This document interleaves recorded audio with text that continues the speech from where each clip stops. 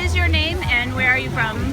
My name is Robert Opsahl, spelled O-P-S-A-H-L. I'm from Parma, Ohio, which is a suburb just south of Cleveland. Okay. And you were one of the people who the FBI went around knocking on people's doors? Yes, I was, I guess you could say, towards the end of the list because they came to my house very close to the RNC.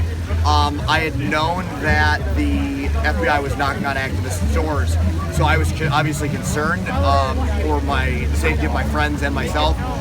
But I hadn't received a visit for a while, so I thought everything was going to be, that I had skated under the radar. And I'd warned my parents. I live in a double. My parents live downstairs, I live upstairs. And I had warned my parents, like, hey, if the FBI shows up, just don't, just tell them that my lawyer will speak to them and that I have nothing to say. Mm-hmm. What do you think their motive was for knocking on doors? Obviously, the thing that they told me that they were doing was obviously to keep the public safe. But their actual intentions and motives were obviously to intimidate activists, to prevent them from going down to the RNC. What they did by showing up at my door and showing up at other activists' door was essentially pointing the finger at me and saying, hey, we know that you're doing everything you can legally to resist the system, and we hate that. So we're going to scare you and try to prevent you from doing it. Mm-hmm. Were they successful? No, I'm down here. They asked me if I plan to be down here. I told them that I didn't know. Because I should mention they kind of tricked my parents into letting them enter my house, which was kind of a messed up situation. My parents let them in and then came and got me down from the upstairs.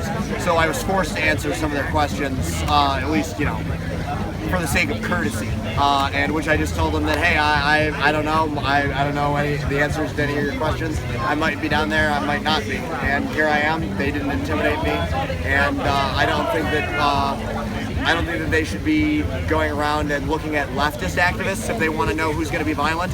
I think that they need to be going to the Ku Klux Klan and they need to be going to the Westboro Baptist Church and all these other hate groups that are here, because they're the ones that are sparking violence. They're the ones that are sparking hatred. Mm-hmm.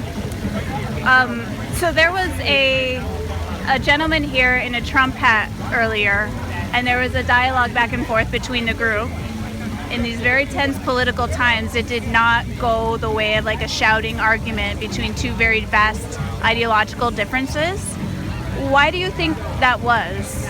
So you're asking why didn't it devolve into a shouting match? Yeah. Why was it able to stay civil? And I think that that's plain and simple because the way that the media portrays the left is this authoritarian, dictatorial, very structured, pro-big government philosophy, when in reality, we have a lot more in common with people, with I'd say almost everybody, than people realize. And when you talk to individuals on that level, they understand where you're coming from, and they see things differently, and it separates from that kind of,